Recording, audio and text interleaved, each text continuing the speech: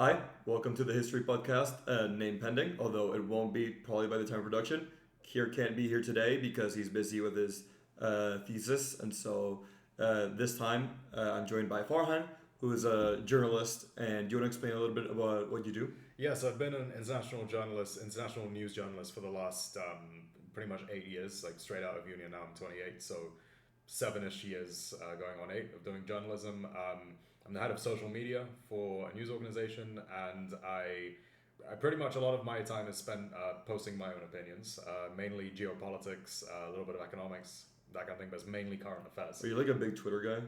Big Twitter guy. I'm a huge Twitter guy too. I love Like, Twitter. I feel like for people that have like too many opinions, Twitter's just like It's amazing. a form of addiction. Honestly, It really is. Like, honestly, I consume so much like information every single day. Like, can we cuss on this? Probably not. We for can YouTube cuss. monetization. We can cuss. Okay. We don't get enough views to get monetized. Right? Inshallah, soon. We'll soon. cross that bridge when we get there. Okay. So a little bit of cussing now, but yeah, I spend like a lot of fucking time on Twitter. Really, like it's part of my job. Yeah. But I think it's become a thing where it's just like I need that steady stream of information throughout the day, especially like current affairs and geopolitics. Like it's almost a necessity, especially in today's world. It's not. It used to be like news used to be you'd get it within 10 minutes, like 5 minutes. Now it's like you'll get it in the within the second, almost within 10 seconds of it happening. So yeah, it's a big part of what I use. Well, that's great. Well, we met very recently, and I told you about my idea that I wanted to do a history podcast. And you're like, oh, I love history, I love geopolitics, all this. And you showed particular interest in the Cold War, and you told me a little bit about like the fall of the Brezhnev, the complacency, the conformity of the Brezhnev period at the end of the Soviet Union. And I thought that would be an awesome topic to discuss at this podcast. And I guess I'll ask you to start generally, like, who was Brezhnev, basically? Leonid Brezhnev, he was the only ethnically Ukrainian general secretary of the Communist Party of the Soviet Union. He had risen as a competent bureaucrat during the Stalin period, and he had basically grown very close to Nikita Khrushchev, who was his predecessor. He had a reasonable military career, nothing, at least from what I know, nothing crazy on the military front. And his prominence began to rise during the Khrushchev period. And he was more of a representative of the cautious conservative side of Soviet politics, whereas Nikita Khrushchev was much more, I would say for the time, a much more liberal figure and a much more adventurous figure in all fields. I mean, the famous incident where he went to the US and was shown a cornfield and fell in love with corn, and then came back thinking corn was the wonder grain that could, save Soviet agriculture. The Cuban Missile Crisis, what had happened at the end of it and the resolution of it had made Khrushchev look weak within the communist world. So there was a lot of rising discontent against Khrushchev throughout his tenure as general secretary.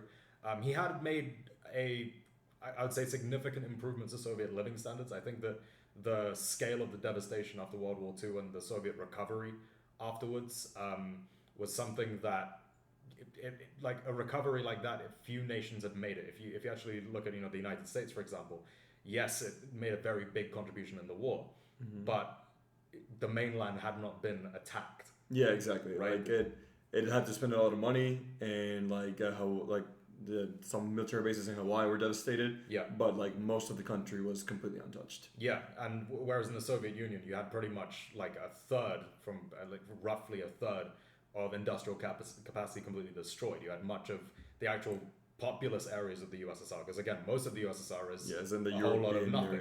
Area, European USSR had been completely annihilated.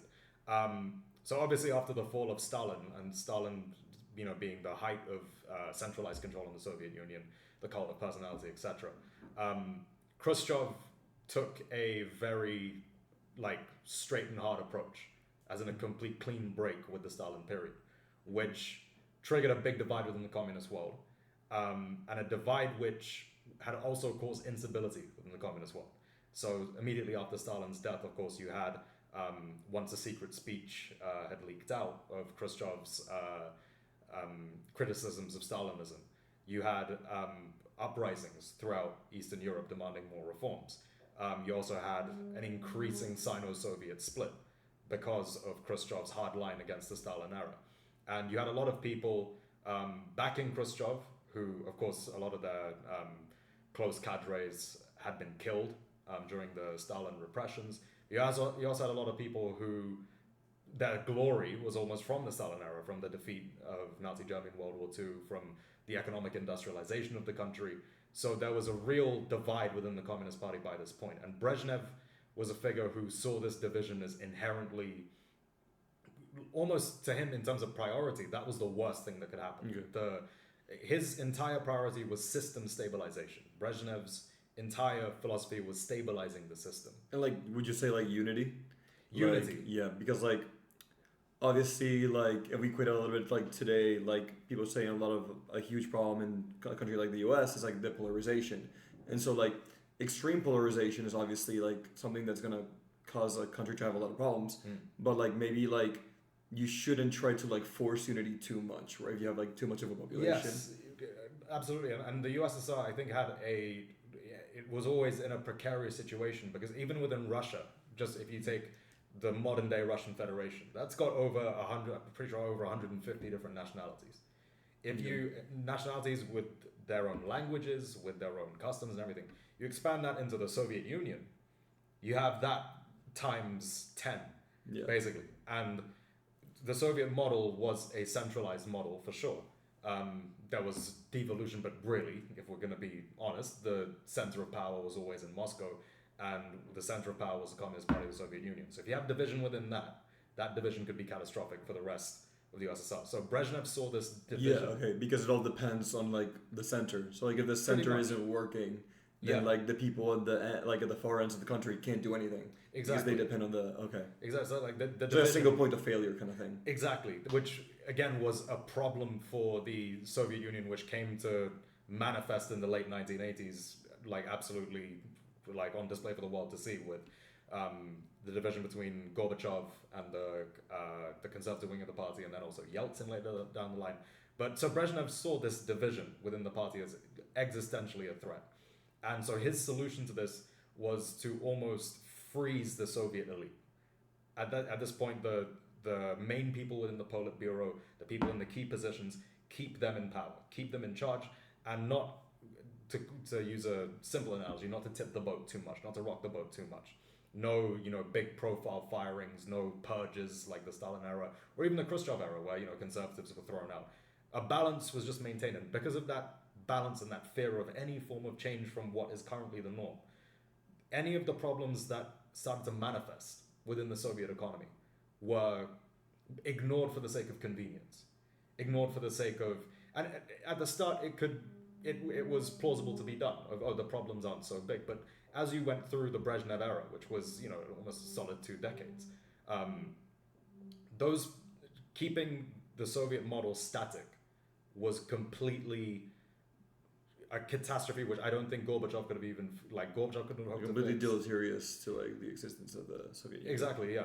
And even though Gorbachev made many mistakes and was, most Russians today, they view him as incompetent and with disdain for what he ended up causing. But the problem, would you say I know so little about the Soviet Union history, and sorry, one second. There's also some remodeling happening. So if you hear noises, my apologies. That isn't the CIA behind the wall trying to sense this. But would there be a current day politician that you would equate to someone like Gorbachev? Do you think how people view Biden in certain ways is a similar? It's still too recent and not long reigning enough. But the problem with trying to compare someone to Gorbachev is that Gorbachev actually dismantled the entire country. What he was actually meant to do. I don't think any reform project has gone so catastrophically. There's been reform attempts in the United States, for example, right? But the country has you tried to fix something and you ended up just and the entire thing completely falls apart.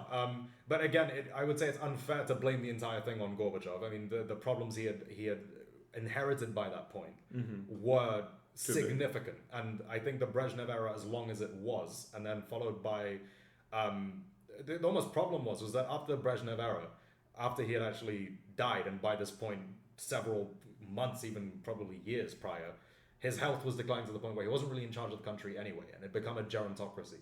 Basically, a bunch of very old men who were behind the times, in power, and all fearing any dramatic change because it could crumble the whole system. It was a state of inertia, it was a state of paralysis, and they didn't know what to do. So Brezhnev had passed away, and then very quickly they actually put someone forward who was seen as more capable. Yuri Andropov. He was the former head of the KGB. And yes, a scary figure. However, what he did have was that he had a complete disdain for the level of corruption that had started to appear in the Brezhnev era. Again, when he was freezing the Soviet elite, I mean, it's everyone working for each other. Yeah, right? It's like, how do you say? I know the word in Spanish, but like this word in Spanish is like friendism. You know, but it's like... It's patronage. Patronage. Exactly, yeah. Sorry. Yeah, it's exactly patronage. Yeah, because like when someone has so much power, then like your influence with this person like changes almost everything, especially in a centralized system. Yeah, and this had become endemic across the entire Soviet Union. I mean, there's major corruption crises within Uzbekistan, within a lot of the poorer republics of the USSR. There was a lot of corruption, and at the height of the Brezhnev administration, massive corruption. So Yuri Andropov, had he actually lived, when he'd come into power, he had started a major anti-corruption drive to kick out all of these old leeching sort of party cadres who are at the top, and just a straight removal of these personnel and a removal of their influence within any of the, for example, the Ministry of Interior, which was one which, when he was KGB director, he actually feuded with a lot, because there was a lot of corruption within that, within the police, there was a lot of corruption. So he had begun to really eat away at the rot that was at the heart of the Soviet system by the end of the Brezhnev era. The problem is he died very shortly after.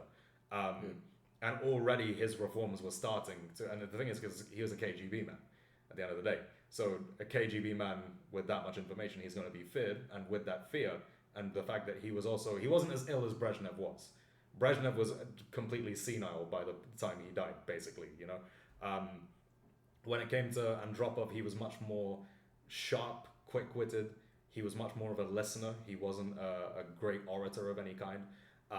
And he understood the system well enough, and had seen, and as KGB, as the head of the KGB, he had all the information on all the corruption that had been taking place, and all of the systematic complacency for convenience. And he had begun to eliminate these people, as in through just, polite retirements, as in Comrade X has retired after a long career, and that he is going to enjoy his dacha and willing exile. Yeah, willing exile, exactly. But he died very shortly after he was in power. I think he only lasted a year. And then the Soviet system, the Politburo freaked out so much, then they put in Chernenko, who was, again, another old man on the verge of death. And at this point, it had gotten to a point where a figure like Gorbachev was almost appealing, because the entire system was now in crisis. The economic problems were too major to be hiding. I'd say by the turn of the Gorbachev period in '85, the Soviet economy was bumbling along. It could keep going-ish. Okay. Not in the way of the '60s, not even the way of the post-war recovery. Maybe it could continue, but then what happened was the oil price crash. The laziness of the Soviet system under Brezhnev was predicated on the high oil prices, especially the '73 oil shock after the Arab-Israeli war, or during the Arab-Israeli war even. So the fall from high oil and gas prices down to that level is what set the Soviet system into. You don't have to tell it. Yeah, as a Venezuelan, I'm familiar with depending too much on oil. Yes, the reliance on oil. It's the resource trap. Yeah. Dutch disease. But this is the thing. The Brezhnev's fear of any form of division is what led this complacency and this reliance, for example, on heavy industry, right? Which was for the foundation of the Soviet Union, and for the war effort that happened during the Great Patriotic War and the Reconstruction era of rebuilding all that infrastructure that had been destroyed. That focus on heavy industry by Stalin, and for the first part of Khrushchev's career, position as general secretary, that was necessary. But that shift to consumer goods, which Khrushchev tried to do to actually raise the living standards of the Soviet, because at the end of the day, you give people all the right, even if the Soviet Union didn't have all the rights in the world, but let's say you went maximalist, completely maximalist on workers' rights, right?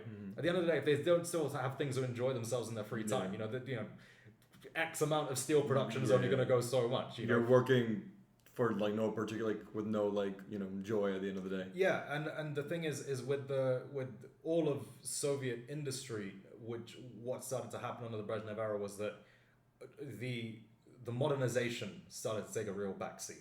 Modernization of these industries. So while Western oil and gas drilling, and even natural resource extraction was getting more profitable, out of just, again, convenience, it was the old style Soviet heavy industry that just kept prevailing. Consumer goods were still being produced more than, let's say, the post-war era, but on the same level as where it should have been? No. Like a way slower rate exactly. than the Western or Japan or Korea. Exactly. Right? Yeah, I guess Korea would have been already starting to grow. Yeah, and after the war. And I think that one of the biggest problems of the Soviet system was that agriculture had always been sort of like the bastard son. Heavy industry was the glory.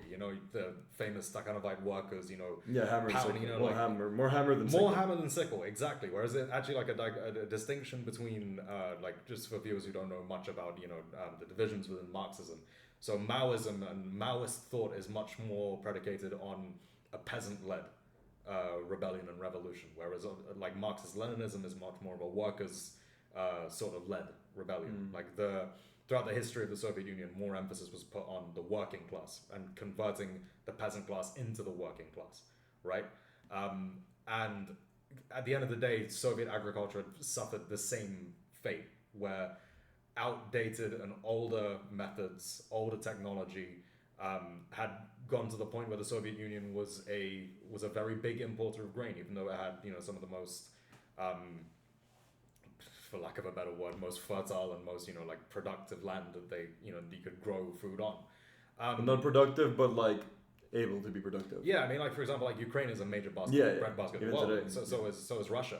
For wheat and any kind of grains. I mean, those two countries. So by this point, again, the whole system had been. I think the collapse of the Soviet Union actually really started much earlier than people think. I think that actually started in the late 70s. The late 70s going into the 80s, that's when the real collapse happened. And it's a collapse that likely, I think, for example, if you compare how China came out of a very turbulent period, how China came out of the Mao era. The Mao era, then if you compare how it came out of also 1989, the Tiananmen Square protests. And you look at China today, and China is actually, stronger than ever. There's nationalistic sentiment is at an all-time high in China. So the thing which is always a big thing with me, a big question to me, is how did China manage to save its system and also adapt its system, evolve its system, and position it to where it's probably the strongest it's ever been, whereas the Soviet Union failed to do that. So I know probably me and you have different political views, but what would your sort of my views? I would call myself a libertarian liberal, right? I believe in almost complete liberalism in the sense that people should choose what their job is. People should choose what they want to do, what do they want to consume. Yeah. But without super billionaires that have too much influence in the system. Right. That would be I am very wary of centralized systems, just because I think that with classic Spider-Man line, too much power, too much responsibility, and if you put too much power in very few hands, then atrocities can happen, such as the Great Leap Forward, or all the not pogroms, but all the problems that all the Soviet Union persecution of people that thought differently, right? Right. Those to me are gigantic problems, and I think that there's somewhat inherent to central systems. I don't think that economic central systems are theoretically always worse than decentralized ones, but I think they just concentrate too much power, and that leads to abuse. Okay. So from your analysis, what would be the success of China versus say the failure of the USSR? Well, yeah, we're gonna talk. I mean, I also like saw some like I did some preparing for today, Yeah. and so like I think that China has like in a very good way like taken the free market in a way that obviously the USSR never did, but they didn't have like the complete purchase from like oligarchs of like the resources as Russia did with shock therapy, which made like a lot of like very rich people that dominated all industries. But I think in the end, it is gonna go to that China. But for now, because it was more equal before, it had like these like less control, like very wealthy people like buying industry instead of like a generated industry through a lot of competition. I think that it's grown a lot, but I think that in the end of the day, it's gonna fall it's gonna fall to the traps of liberalization and letting people get too strong. But also, I mean, I think that, but not necessarily, obviously, because the CCP can just choose to imprison anyone they don't like, right? So I think that their move towards liberalization and like free industry and like companies and profit, that's definitely been something that the USSR like never fully did, and that's something that has made them not as rich as Europeans, not as rich as Americans, but a lot richer than they were like 20, 25 years ago. And maybe they will be like as rich as us, but for now they're not there. I mean, per capita. Right. I would say that like if from my perspective, like the one of the big reasons like I think that the USSR failed with regards to existing in this day and age, and you know the China does exist. I would say that, and that we did discuss this before we actually started, that like the sidelining of people who did have for the time incredible ideas. One example that we brought up was Alexei Kosygin, who was the Soviet premier who had at the time, what if you look in hindsight, those ideas would have at least kept the Soviet system going to a point where living standards, like the way I see the Chinese model is what it is that state level repression, because I mean in Marxist doctrine it's a dictatorship of the proletariat, so force is a big part of it. I mean Mao himself said, you know, communism is not I forgot what it was, but it basically ends with communism is a weapon we use to hit our enemies with or something like that, right? But the way the Chinese did it was almost to keep the lid on political repression or political censorship, right? Like a until protest. Until living standards had gotten to the point where they'd almost shown the Chinese people they're like, right, we are competent and we can and we've developed the country to a point where it's not actually been in several centuries. And they almost did make that social contract. I mean, if you speak to even the most famous of venture capitalists, apart from Jack Ma, Eric Lee, who is a Chinese venture capitalist, and the way what he says is that, which is one that Western observers would probably be shocked at, but what Eric Lee has said as a venture capitalist is that the Mao era was instrumental to China's growth today, as in the rise in living standards, the literacy rates improving, the economic modernization, despite the incredible mistakes that were made during that period, but the overall impact of putting China in the position where the market reforms could then happen. Because I think most people forget that in World War II, the Soviet Union may have had the most amount of casualties at 27 million, but it was China that was second, who had lost 20 million people. The Japanese to China is crazy. And World War II started for them in 1931, I believe. It was either 30 or 31, when the Japanese invaded mainland China. So they'd not only gone through a war of complete devastation, which isn't talked about on the same level as what the Nazis did to Europe, but what Imperial Japan did to China was absolutely criminal. And then after that, the civil war with the Kuomintang, which had already been sort of bubbling on for over a decade by the end of a decade and a half by the end of World War II. By that point, China was immensely poor, had been dominated by foreign powers in a century of humiliation, and a long time, and was economically devastated, and also a very underdeveloped population in terms of basic human infrastructure like education, compounding with education, literacy rates. I mean, most of China could not read by this point, right? So the level of transformation, Mao's detractors would say that the immense human cost was too much. Mao's supporters within the Communist Party saying, and why Mao has almost made a comeback in China is because of those like Eric Lee, who are within the Communist Party, who assert that Mao's contributions during that period in the development of China from such a catastrophic starting point left Deng Xiaoping in a position to implement the market reforms, which were critical. I mean, this is clearly like a morality, like an individual versus like the debate of whether or not like the good part of the Great Leap Forward without the bad part, like whether or not it was worth it, is completely to be viewed by like an individual versus a communal perspective, right? Yeah. Because hundreds of millions are like, was it hundreds of millions? Or at least like tens of millions. It was, I mean, that were like. I mean, in the famines, for example, in China, the famines were in the tens of millions. Yeah, exactly. But the important thing to remember about China, and I think also with the USSR, is that it wasn't that famines were a new thing in the history of both countries. Famines had plagued China practically every single year up until that point. Yes, the Great Leap Forwards and the Cultural Revolution's policies exacerbated it, but it is important to also note that those were also the final famines in the history of those countries. Same thing with the USSR, with the end of I agree there, but like what I'll say is like it was what I'm saying about like the communal versus the individual perspective. Like, right, who decides who lives or who dies? Yeah, like, true. Like that part, it's like obviously like if you see like China, your country as a whole, as one single entity, and like the sacrifice of like any individual person as like your own sacrifice or like something that is like someone in power has a say in, then obviously like if you take it that way, it's moral. If you look a bit like a country as a collection of individuals, then whoever gets to choose that obviously becomes very, very problematic.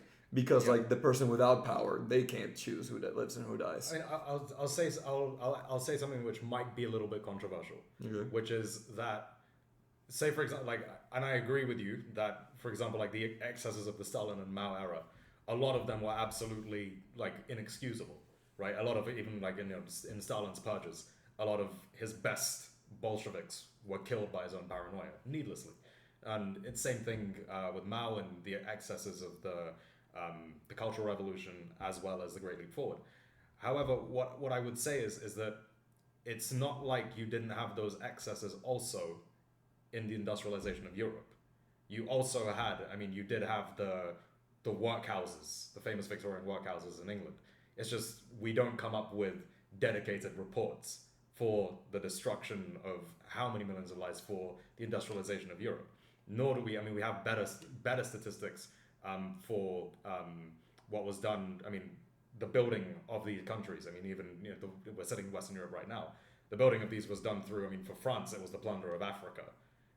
For Britain, it was much the plunder of Africa as it was the plunder of China and India. Spain as well, on a less degree, but also Latin America. Portugal somehow is in the position where it's poorer than its colonies.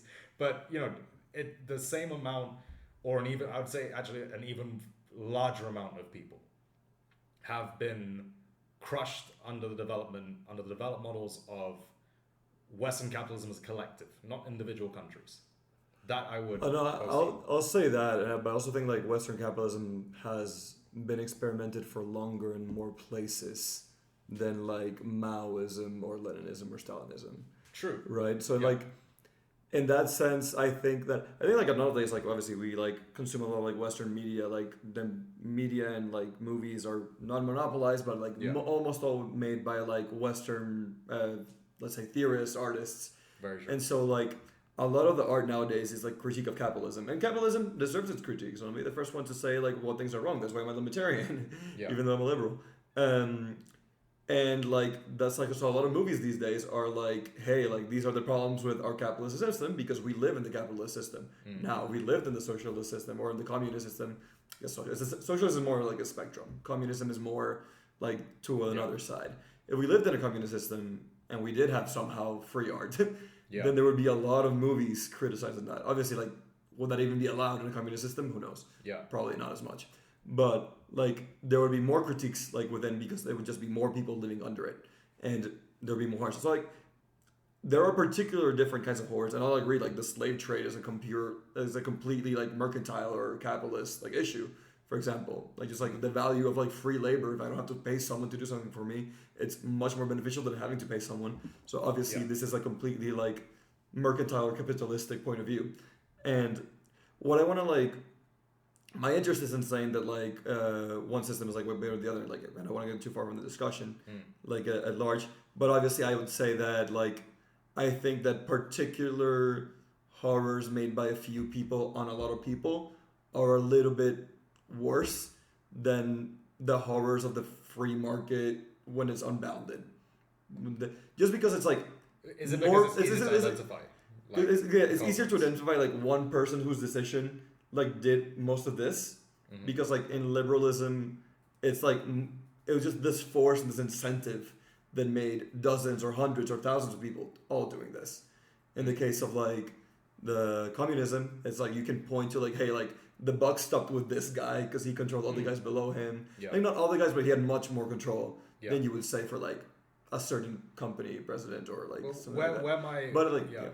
I'd say like where my distinction to you would come in that regard is that, for example, like you do have on one end you have very, very repressive communists, right? You do have your Stalins, you do have your Maos, for example, but you also have your more liberal-minded communists as well, who when they were in positions of power, not nearly as much of that happened and more liberalization happened. What I'd say is a hallmark of and especially I'd say actually like if it's a quick detour to the American capitalist system, that is no matter who the president is, the bombs will keep falling. That is just has been a facet of life since World War II, right? So yes, it's less easily identifiable, but it's also, I would say that if we're talking in the political sense, it is crazy because it's like the blame is the same, but it's almost like more shared between more people. More shared between more people. It's like more Americans have a blame for what America is doing than like the Bolsheviks would have for what the Bolsheviks did. I agree. But it's like this, like I think the thing with liberalization is like we've gotten like better at doing deals, but obviously like the U.S. has been dominant force, so they have been able to do all the things they've been able to do with impunity. Like, the sad thing for me when you say that is that European independent thought, for me, even if a lot of European independent thought I don't even agree with to begin with, but the fact that European almost academia, it has almost been subsumed into this broader Washington consensus sort of version of what liberalism was. I think since the start of the Cold War, and I think that what most people tend to forget is the level of US control of Western Europe through the Marshall Plan in World War II, then through security policy through NATO. It has led to a European complacency where on most foreign policy matters, even in academia, there isn't really a what's good for Europe position. It's a continuous deference to demands from Washington. As well, Washington orders that we do this. We don't want to piss them off too much. I think that's changing a little bit as America's power wanes. I mean, Europe's power is also waning because it's very attached to America. But I think that if you ask like Europeans what they think of Americans today versus 10 years ago, 20 years ago, the response is going to be very different. Yeah. And so in that sense, I agree with you. I agree that like whether or not I would say it's been subsumed, I would say that it heavily influenced. And I think America heavily influences almost every country in the world. Like even I'd perhaps say Western Europe. Obviously like Western Europe a lot. Like South America is very like American influence. Like even the East Asian countries, I'd say. Yeah. In general, like people watch all the American movies, right? Like all over the world. Like no one, I've never seen a Chinese movie. I'll tell you that much. Exactly, and I think what you said is exactly like the point, which is that I think that the reason the American Empire is so successful, and I like even though like I would class myself as an opponent of it and a major like a critic of it, but the thing which is absolutely unparalleled in history is the level of cultural domination, in the sense that every single element of culture, you will have an American hallmark in that. I don't know. This might be like a crazy argument to make, but try to follow. I think that in many ways, America has been, for the amount of firepower it has, one of like the more moral empires. If you like, Oh, if you like, if you like Don't agree include with that. like if you put like the British or like the Spanish or stuff like that, like if they had the firepower that America has today in nukes and in bombs and in drills, obviously like what I think has changed is really technology. Technology just means that it's way easier to kill than it was before. Whilst the English had to kill with bayonets, the Americans have been able to kill with bombs. You know, I would, like I don't think that the willingness of Yeah. the American Empire has been more evil than like the English. I just think their power has been more powerful, and so in this way, I think that America like they haven't like since the 50s, they haven't really taken that much new territory. They've done like influence campaigns and they like done dictators, but they haven't been like no, you're part of us as like the English or the Spanish or other empires in the past had done, right? And Yeah. they've influenced with yes some negative but also some goodwill as well with like and some investment obviously like you can say it is like modern extractionism in some cases it is but in a lot of ways like they have made like friends and allies like Europeans like were really Europeans and Americans like post-war and like for the next 50 60 years very good relationship because the Marshall Plan really helped to make lives in Europe better I'd say even though as you say it also made them subservient and so in this way, I think that America is a very interesting country because in its own liberal way and not trying to be, it has committed murders and a lot of crimes, like in the sense that it hasn't completely overtaken territory, like wars of complete territorial like taking hasn't really happened since like Hawaii or the Mexican American. Obviously, like CIA coups are still kind of something similar. I mean, what I would counter actually, like, I would actually say that, like, first of all, I do agree with your point that if, for example, the British Empire or the French Empire had access to modern firepower, I had shudder to think of what atrocities they would have fucking, all the Germans would have fucking committed.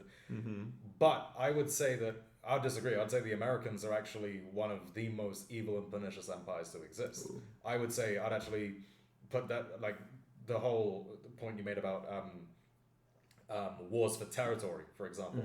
I don't think the US has found a much more cost-effective way. The thing is, I think the imperial transition has gone from, flag-waving territorial takeovers to now corporate takeovers behind the scenes. I think that if you look at Latin America through Operation Condor, I think that's your biggest example. The US did not need to wave its flag over Miraflores in Venezuela. They didn't need to raise its flag over Bogota. It didn't need to do any of that because it had already, through Operation Condor, putting in right-wing fascist dictators across Latin America, securing resource extraction on the cheap. They had done all the benefits of colonialism just through waving different flags. But I wouldn't say it was as extractionary as like the previous empires. I think like it was extractionary, don't get me wrong, but it was not nearly as extractionary as I would say the English had been previously, or even the Spanish, who were less extractionary than the English, but were still very extractionary. I would say that I think the transition went again from more open to hidden. It was. But I feel like I wouldn't say it's like it is a little bit more hidden, but I would say it's more like diffused. I would call it because I think that yes, it is like a lot of people like extending their tendrils in power. I agree with that. And I think that's, as I told you, I'm a libertarian. Like anyone with too much power is gonna do abuse. There's like the whole theory that's like, abuse happens when there's differences in power. When there's like a person in the household that brings in all the money, and then a person that if they left would be in the streets begging for food. That one person can abuse the other. This is a pretty some basic principle. So too much power does lead to abuse. But I think that America comparatively hasn't been as powerful, in my opinion, to like do hard power as previous empires. But I see what your point. I think that maybe it's a little bit more pernicious or insidious in the sense that it does it more stealthily. Yeah. But I would also say that you are discounting a lot the actual will of the people of those places to go with America.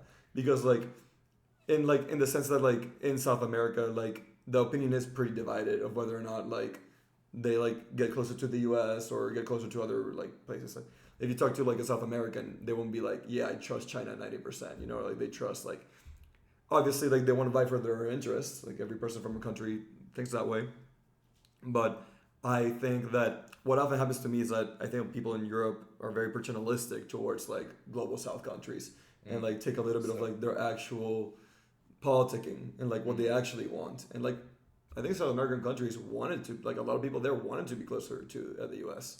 A lot, yes, but I'd also say that like a lot of a certain class as well. I would also agree that it was led a little by that, but like in general, like I think like yes, obviously like the merchant, like the entrepreneur class would benefit from that, and so they were doing that. But I think that in general, that people overplay how much like the U.S. is disliked. I think in South America. I think there is a very strong contingent. I'd actually perfectly agree with you on that. I would agree with you that there's a very strong contingent in Latin America that does agree, that is pro-US. But I would also say like it's a large portion of the population. No, I'm sure it is large, but I also think that like again one of the most I would say divided political areas on the planet is Latin America. Yeah. The division is as polar as its inequality. I would say. I agree. I mean, you haven't seen all the videos on the channel, but you will agree with me. I've been saying this stuff. Yeah, and like what I'd say is that I would say that it's the method and the sheer, because the number one thing which has sort of driven my interest in politics, I would say, has been the hypocrisy I have seen of the US-led order and the rules-based order and international law and all this stuff, right? The UN system that was created in 1945, which all powers have abused, like no power has solely followed the UN Charter at any point. But to me, there has been none that has more flagrantly violated it continuously, and in more countries than anybody else. I think one of the principles of non-interference. I mean, come on, like what Latin American country hasn't seen multiple US-backed coups? Africa, how many assassinations are they going to go through? The sheer bombing just by Kissinger alone, and McNamara as well, in Southeast Asia. I mean, these are levels of destruction and killing that I think in the modern, in not even just the modern sense, but if you had to stretch that timeline back, I think you'd be hard pressed to find an empire with that much global reach and also that much bloodletting in the circumstances that we're in. Because I think the important thing to realize is, supposedly after World War II, we've entered a new world of nation states. This is like almost a codified system, right? Of your generally like nationalist kind of view of nation states, right? Of sovereignty and equal rights for all member states and all that kind of thing. In that era, like if we're to proceed back, and this is in no way a defense of the British or Spanish or Portuguese Empire or any of the other empires, but this was it was a free-for-all plundering of resources, right? My problem with the American Empire is that it's a level of hypocrisy which almost the other empires didn't have. I mean, the British, a lot of people knew what they were doing. Yeah, it's what. And it was very cut and dry. I think that's why I think like the U.S. is a democracy. It is like it's an amalgam of like different like desires and influences of a lot of people, but with the main desire of maintaining U.S. power and hegemony, right? That's like desire that maintains itself, and then within that, there's a lot of different like parties at play, and they do different things, sometimes competing things. I definitely think that there's a lot of hypocrisy, and I mean, obviously, I grew up in an environment where it's like much more appreciative of like American culture, but also like thinking like, you know, Chavez used to say like, oh, the empire, and I would scoff at that. It's like, no. I mean, I hate Chavez, but like, I would agree that the U.S. was an empire, but obviously, like, I think, in my opinion, this is just what happens when you have like a lot of power, and I think that. But my thing would be that I would prefer for like power to be more diffuse. That way, like abuses would happen less often. Because like if more countries could go to you, it's like, hey, we're gonna like cut ties with you or like economic ties with you, or like invade you should you like go too far.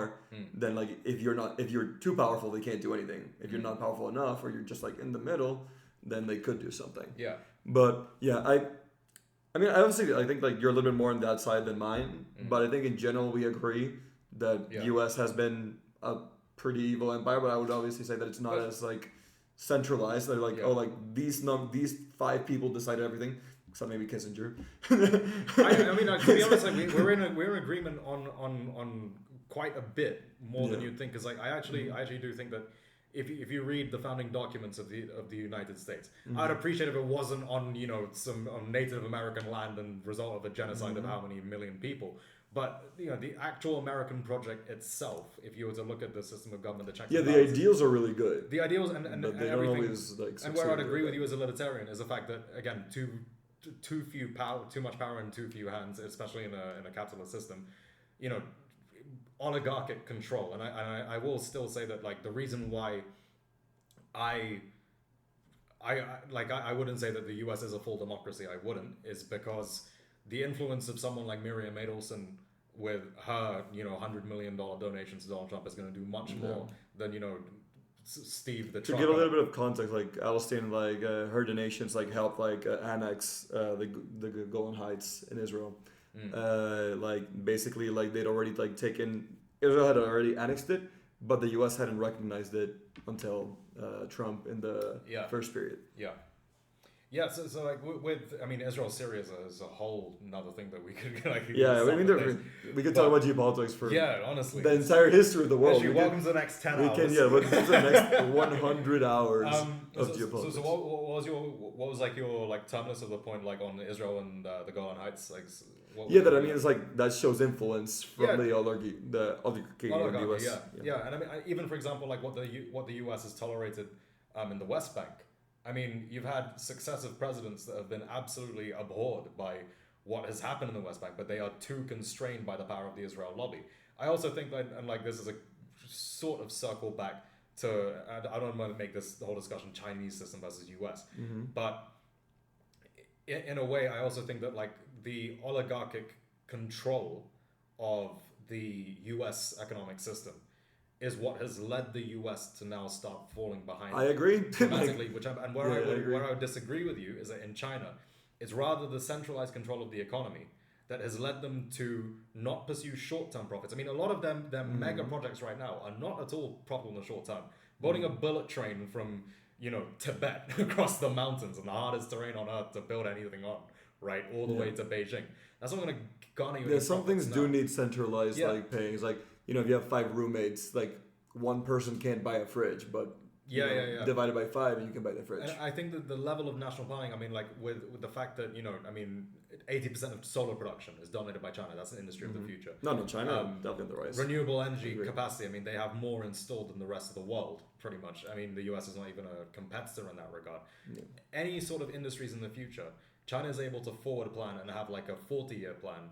Whereas the US has... But as an individual, I'd say that I worry about the lives of individuals in China rather than like the complete amount of like richness as a whole, right? Yeah. I think it's almost certain that China will be the most powerful economy at some point in the next 20, 30 years. I think it's maybe a little bit more, I don't know, around there, but I think it's almost certain that it will happen. I think by PPP, it's already like... By PPP, it's bigger than the US economy already, I think. But obviously because life is much more expensive in the US. Yeah, but I think that the difference, I think, whereas what I see like because there's always talk about American decline, right? I mean, but talk of American decline isn't new. I also have to caveat that because but maybe American decline isn't new. American decline is not the whole concept. Exactly. The whole I mean, to be honest, I mean, like in the 60s, the most ambitious of Soviet thinkers were thinking, like that's it, like. Job done. I mean, Soviet Union compared to the US in the next 20 years. I mean, come on, the US can't recover from this. And then the 70s, the oil shock. I mean, the US was not in a very good state at that point either. There was a lot of talk about US declinism, but I always say this to even people on my side of the camp, which is don't count out America, because America does have an incredible ability not only to, I'd say, adapt, but also has an incredible ability, like in terms of will. I think that's what defines geopolitics today. Which is that I don't think any country has as much will to not only defend their interests, but to expand their interests and expand their sphere of interest. I don't think there's any that have the same level of will. I see what you mean, but I would counter with saying that, as far as I can tell, the public in the US has never been so turned against each other like in the last 80 years. I would disagree with that. I think that the Vietnam era was far more, worse. but was it more against each other, or was it more against like the government? I think the Because I feel like nowadays you have people like, oh, you have a red hat, I hate you. You have like I would compromise with it. I'd say it's almost the same level as the Vietnam era. Whereas I don't know enough about the Vietnam era. Like I think with like to just summarize, like, you know, what happened in the 60s. You know, you had the civil rights movement, which, you know, tore the fabric of U.S. society. Like, you know, just giving equal rights to, you know, a minority tore the fabric of that country apart almost. You had that, then you had the Vietnam War itself, increasing opposition to that was starting to fester. You had major cultural divides as well. There was now a real divide almost of values between North and South. And I think that in general that, yes, we are in as much of a divisive era today. You can argue either less or more, but that's neither here nor there. I think what's more, I think, a worry for the rest of the world is that very famous journalist, someone who mentored a person I work for and mentored me, even John Pilger, he always said that the US does always need an enemy. If you look back for the last 80 years, they've always had that. And I think that whenever the US has managed to come up with a new enemy, in general, like, a common enemy brings people together. It does. Like, I don't think that's particularly a US thing. I think that's particularly a human thing. But I think it's something that's been used the most by the US this century. Like, and if we're talking the last 100 years, if you're talking about the amount of enemies, I'm talking on like major powers, global powers, kind of thing. Yeah, from the major powers, sure. Yeah, from the major powers, I'd say that. And I think that, one, the US could choose to unite around a new common enemy. I think that that's, even in this day and age of social media era and division, I think there is still a chance for that. I also think that at some point, I do think the oligarchic control of the United States is going to be untenable. I agree. I like how people I've heard of have compared this to like the robber baron era. So like the Mellons, the Rockefellers, the J.P. Morgan, and well, the thing that came next was a gigantic depression. And unfortunately, most of the economy still depends a little bit on the U.S. Yeah, almost everywhere. Yeah. Who's China gonna sell all their goods to when Europe and the U.S. and all of them become poor? And so, like, if you track like those kind of like trends, and if you say that the pattern's repeating itself, then we know what comes next in this story, and it doesn't look pretty. And I do think it's untenable. My thing is like, the problem is that, like, as the oligarchy grows and they have the influence on like campaigning money and all that, like the populace will be against. If you talk to even Republican like voters, not the Republicans, but Republican voters, they are against like the elite. Like, if you talk to like a MAGA voter, it's like, the billionaires and the rich ruining this country, but they think that's the ones in New York, so the ones in LA, and it's like, yeah, sure, like, say whatever you want, but if you talk to the basis of both parties, they both think that there's like too few people that are ruining the country, and then the rich and powerful. Yeah, that's very true. They may disagree who like the person is. They may think it's Soros, or they may think it's Musk, or they may think it's like Koch brothers or whatever. Yeah.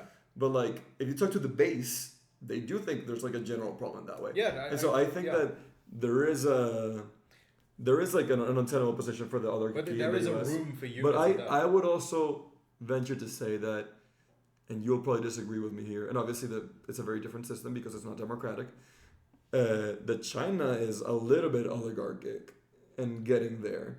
In a way that, like, so Russia wasn't oligarchic and then it became oligarchic after shock therapy because like they bought the industries for cheap. And I think China, as they succeed and they are like a somewhat liberalized market, and you have this very, very, very rich people that if they can play their cards correctly, they can maybe influence the party in a way that the party wouldn't have wanted previously. And we're still too early in the development of China for that to show itself. But my thing is that if they go how they're going now, that will start to show itself more. But we're not there yet. There yet. Where I disagree with you on that is that I think that China had already flirted with that problem. That in the Jiang Zemin and Hu Jintao era, What was that? So that was in the late 90s and the 2000s. So those were the predecessors to Xi Jinping. That is when almost like free market thinking in China was at a complete free market thing. It was not obviously not like compared to the United States, but like the free market bonanza period of China. That was during that point. What has been done under, I think, since 2013, since Xi Jinping rose to power, is that increasingly, and it was I don't think it was ever the case as strong as it was in America or let's say in Western Europe, but the political power of capital had been, at least by now, I think, has been close to neutralized. The influence that capital has over national decision making and economic planning and economic decision making, I think, look at, for example, the sidelining of Jack Ma. That's one. I mean, you have Eric Lee now, a venture capitalist, coming around, like basically saying, I cannot walk up to, the Minister of Economic Affairs. The bureaucrats of the CCP are still more powerful than the capitalists, even though they're like a lot richer. Yeah, I agree with that as well. But I also think that the anti-corruption efforts that have taken place over the last 10 years are no small feat and no small sort of political drama.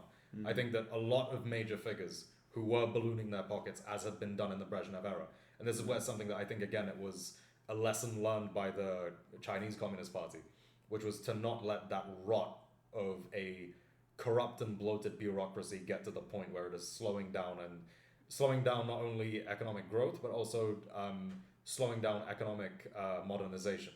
And I think what you see now, I mean, they're very modern right now. I mean, where is China investing most? China is investing in all the new industries.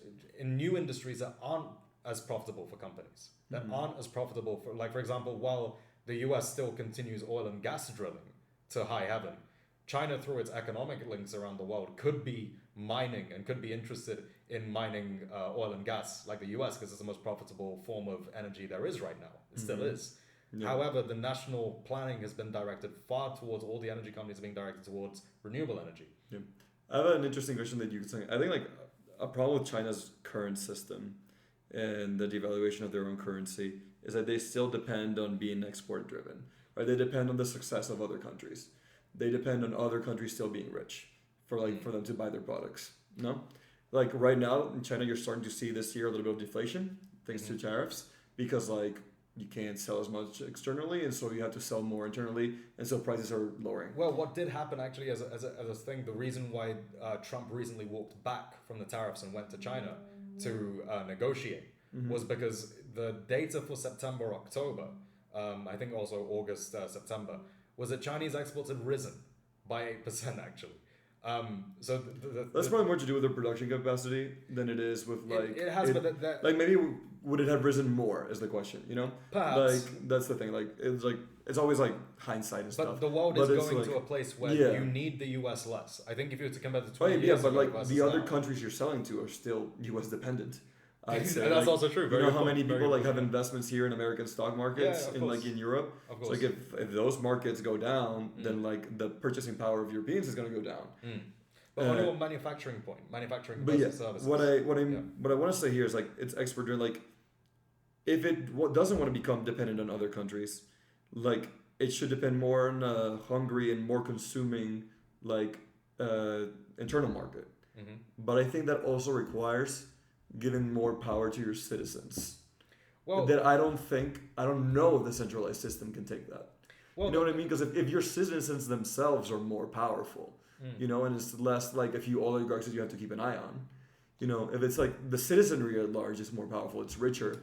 But like as long as they're happy with the system, there won't be much problem. Yeah. But if they become unhappy with the system and they become richer, then like can the CCP maintain? I guess like then it's going well. Then it's going well for China. My counter argument to that would be, but that is what's been happening over the last 40 years. The Chinese people have become immeasurably richer than they were 30, 40 years ago. If you look at income growth in areas, even the rural areas of China, to say even, for example, the Tibet Autonomous Region, the growth the growth of income, real income, is in the thousands of percent if you compare it from the 2000s to now, or even at least the hundreds of percent.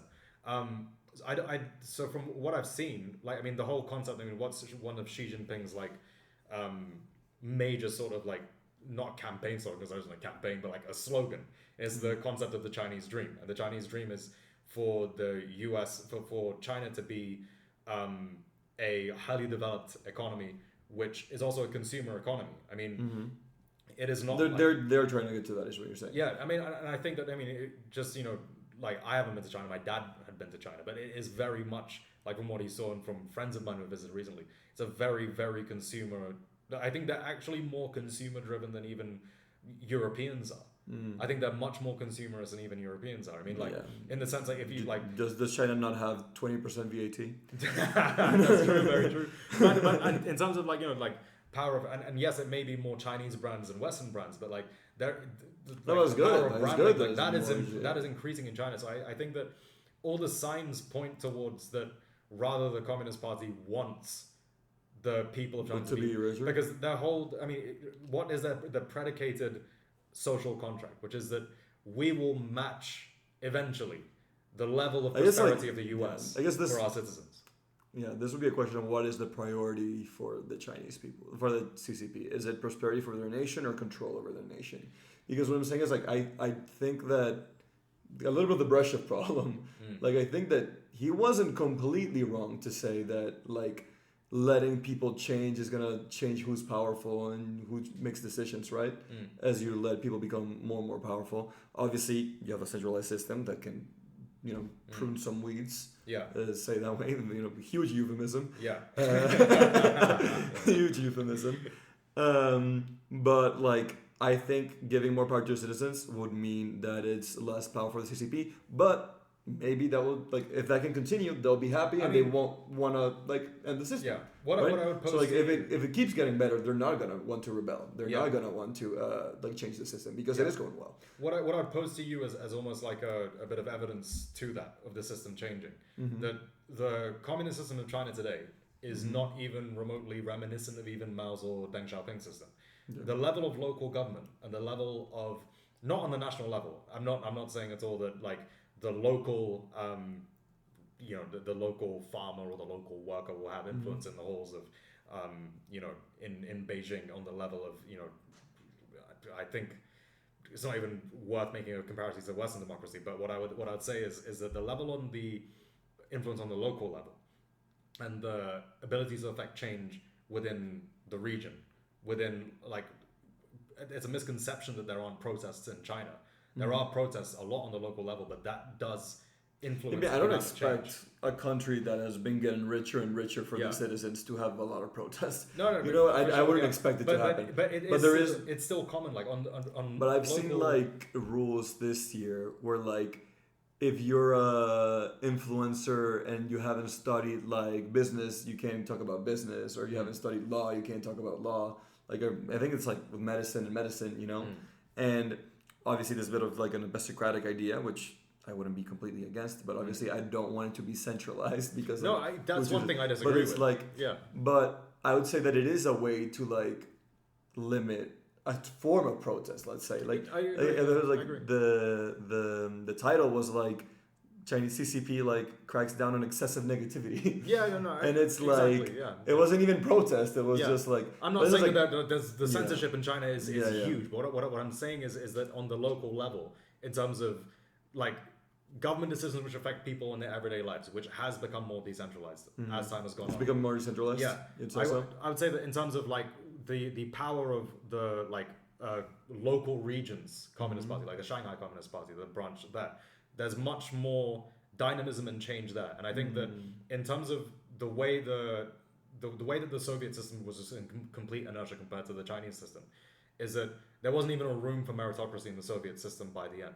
It was really genuinely patronage and political power plays. And which is like the meritocratic system is something that Alexei Kosygin would have wanted to happen. And you think we see today in China? And I think that they learned the lesson. Like, they saw. I think that the two revolutionaries who one was killed in the purges of Stalin and one was sidelined during the Brezhnev era. One was Nikolai Bukharin and one was Alexei Kosygin, who we just mentioned. Their understanding. I mean, one of the I would say even more root cause of why the Soviet Union even collapsed was that if you look at Marx's theory, Marxist theory sees socialism as an inevitability after capitalism. Marx did not think for a second that there would be a communist revolution in Russia, of all places, or in China, of all places. He thought these would be events that take place within Western Europe once economic wealth had been accumulated in the hands of so few, and it was in such a dire situation as the inevitable result of capitalism that eventually there would be a socialist revolution, and then you transition. I think. I'll say like my thing with Marx is Marx didn't imagine the complete evil that's the solution to that question, which he didn't. Yeah. That is, listen, we're getting poor. Oh, it's those guys, not us. Let's invade them, take their resources, and give them to you. Yeah, exactly. And it's like he didn't imagine that solution, which is a viable solution if you have the power to do it. Yeah, and so like, in that sense, like that's a solution. I mean, obviously not a long-term solution. You will eventually run out of people to conquer. Yeah. And you probably won't even be sustained of like the war effort. You can't do that forever. Yeah. But I think that like capitalism was basically saved by the sky-high taxes that the wars necessitated. Because like the 80%, if you made more than the equivalent of 2 million today, you were taxed at 90% in the US for income. Yeah. You basically couldn't be a billionaire. Like the government itself was way more socialist than it was like. I mean, the FDR period. The Americans, I think, in my opinion, they learned the wrong lesson of what created the prosperity of the post-war. They thought it was pure capitalism, and I think free markets do good, and that's what Alexei believed, and that's what's been a big part of China's success. Obviously, not complete free markets, but freer markets. Yeah. Having people start businesses, people consuming what they want to consume and not what they're told to consume. Yeah. And like the limits of the tax system that the Americans and the Europeans also France had like 70-80%, England had like 80% post-war, right? For the top bracket, they weren't taking 80% from the farmer. Obviously that would have been disastrous. Yeah. Bit of policy there, but like in my opinion, like I think that the West learned the wrong lesson of the Cold War. They thought that it was their they thought there was like the complete liberalism that won them the war, and then there was the complete communism that lost them the war. Well, obviously, it was like their failure to go a little bit more to the free market that lost them destroy the Soviet Union.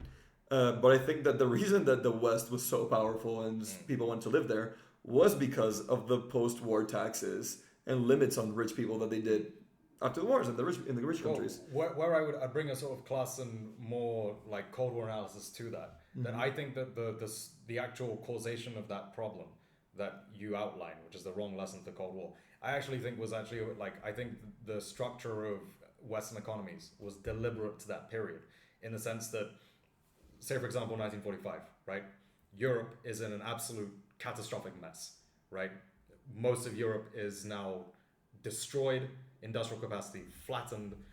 This is ripe ground for communism. For communism, right? You would love my co-partner. Shame he's not here today.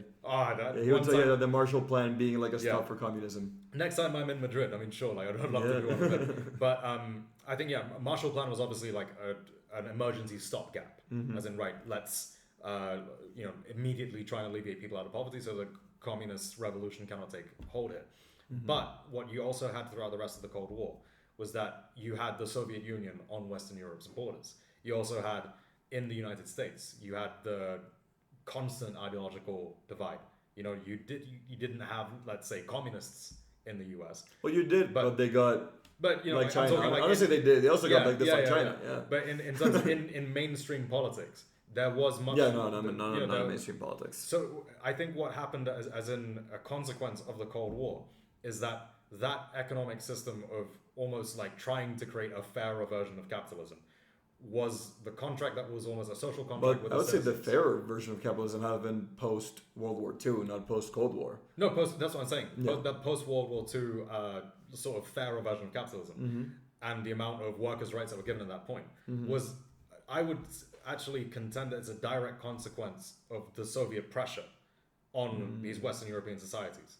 I think another thing, like as a side point, that also was a reason why the US gave great emphasis to Operation Gladio, which is while they were trying to... Operation what, sorry? Gladio. So Operation Gladio was in a nutshell, It was a US-based campaign which even used terrorism. There was a CIA campaign which used terrorism, political interference to basically suppress communist movements within, especially Italy. Italy was the main one. Italy, Greece, a lot of Central Europe as well.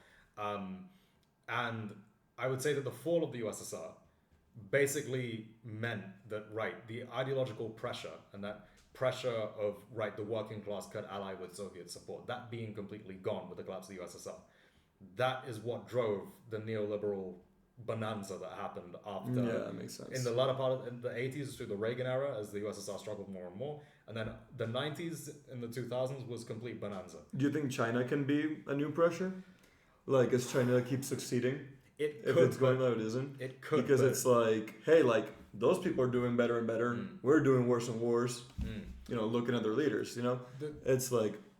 I would say that the one thing, like, on the reverse perspective, like, because another big difference between the USSR and China is that the USSR exported revolution and had an activist foreign policy in supporting revolutionary movements around the world. China has always been... Asians in general have always been very, like, turtle-ish, you know? Like, it is... I mean, like, their area, like, but not... They're not going to try to go halfway across the world, too. Yeah, I mean, it's a big cultural thing. Like, in the Chinese culture, like, loudness, you know, that sort of like, you know, in the way the Americans, you know, or the British, you know, our loud sort of political fights and all that kind of thing, and our oratory, that isn't something that is as appreciated in China. Like, Mao was a great orator for his time, but if you look at the next successive couple of Chinese leaders, more low-key. I mean, yeah, I mean, for example, like I've never seen Xi Jinping do like a passionate speech. You yeah, know what I like mean? Deng Xiaoping, even, right? You know, a huge reformer and a massively consequential to the Chinese nation. Not a very loud man. Jiang Zemin, Hu Jintao, not very loud people. Okay. Xi Jinping, I mean, that's almost the closest we've even got. You think it's not going to be as much of the case because like the Europeans, even as the Soviet Union, were much more vocal, much more interested in seeing their ideology proliferate, exactly, rather than interested in their own house. Whereas I think that with China, and I think this is a consequence of the Sino-Soviet split, which was they took a very extreme end of Stalinist principles. So Stalin and Trotsky, obviously two huge Bolshevik rivals, where Trotsky would oppose Stalin is that communism would not be safe in the USSR as long as we have capitalist states threatening it, right? So there would need to be world revolution for the full security of not only the USSR, but of communism in general, right? The Sino-Soviet split after that, I mean, Mao had taken the full Stalin line and completely refused to go along with Khrushchev's reforms. And the Stalinist principle was socialism in one country. And if you actually look at it, China has not really had revolutionary ambitions outside of China. It's been very... Yeah, like even in neighboring Myanmar, they're like, don't mess with my pipeline. Other than that, you do you. Exactly. And the Chinese are willing to work with absolutely anyone. I mean, even to this day, I mean, people can critique China on this. You know, they still invest in Israel, for example, right? They genuinely don't have a filter on when it comes to foreign partners. They're very practical. Like very practical, yeah, very business-like. And that's the thing, that if you even compare media, right?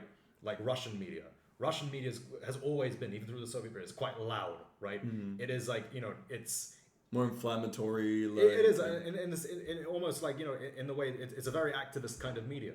Whereas, you know, like, for example, Russia with RT today, you know, it does have influence around the world. But, you know, no one really watches Chinese news in Chinese because they don't really have an interest. They don't have an interest in, like, turning it.